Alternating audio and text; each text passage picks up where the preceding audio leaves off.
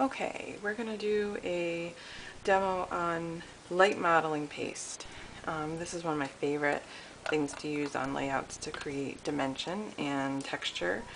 And I love using stencils like, let's see if I can grab another one. I had a bunch of these metal ones that I used to do embossing with, which I still do sometimes, but they're great for this technique. And also stencils that you can find in stores, or this one is from Crafter's Workshop. And also I use things I find like drywall tape that has the dots. That's one of my favorites. I use that a lot. Okay, so this technique I'm going to use the metal one, and I'm going to lay it down, and using a palette knife or a popsicle stick or some kind of flat stick like the ones you use for rub-ons. Okay, I'm going to just take a bunch and I'm going to just smooth it over the top of the stencil.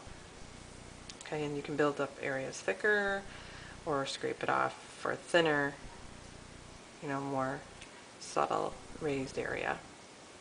Modeling paste is an acrylic base, so you can color it with acrylics, you can, stamp into it. It's pretty flexible. Get the light modeling paste if you're using it on a paper surface, like a photo or layout.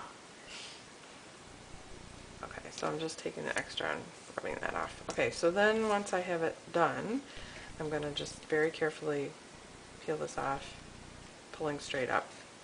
And I don't know if you can see it, but you can see the raised snowflakes on there. When this dries, I might add some inks to it to just give it some color, or brush a little light coat of paint over it. Okay. For this other part, I'm going to use some dots, and I'll show you how I use found objects. Again, same thing. I'm just smoothing over and rubbing away.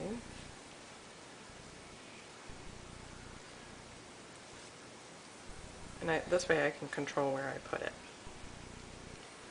And then I pull it straight up, and you can see dots down there. And if I get any stray modeling paste where I didn't want it, just make sure you wipe off your palette knife, or you can use your finger and just kind of scrape away. Very easy to fix.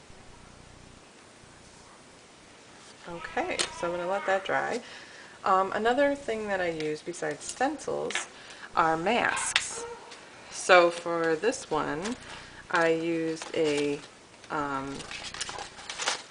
Tattered Angels mask. Okay, now take it away. Alright, and I laid it over my photograph, right over top of it.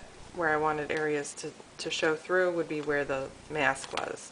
And then I did the modeling paste over that. Now it's dry. So I can show you how we can paint that.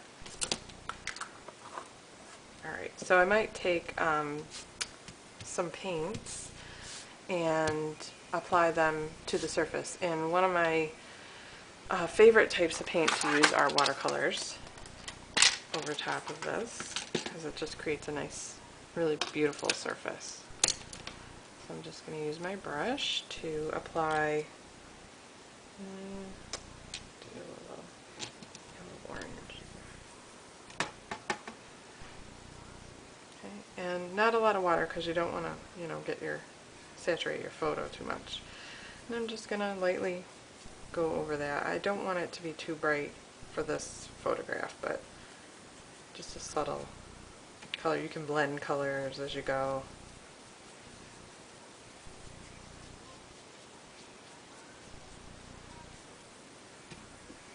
Just kind of coloring. So I'm adding a little bit of color to the surface of the modeling paste. You can also mix color with your modeling paste beforehand. So if you have like a little palette and you want your modeling paste to be, I don't know, purple, then mix a little purple with your modeling paste before you apply it, and it'll dry. Another thing I like to do is spray my stencil. So I might do this right after I do some glimmer mist. Spray it, let it kind of dry on the mask, or whatever they call this, kind of like a stencil, but let it dry on there, and then once it's dry, put it over your image and do the modeling paste over it, and that is going to push the color into the modeling paste as you're smoothing it on, and you're going to end up getting a really, really cool effect with that. It's going to actually use the glimmer mist to color your modeling paste. So letting it dry on here and then smushing it with the palette knife while you're applying it, lifting it off, and you're going to end up with a colored modeling paste, which is just another fun way to do that.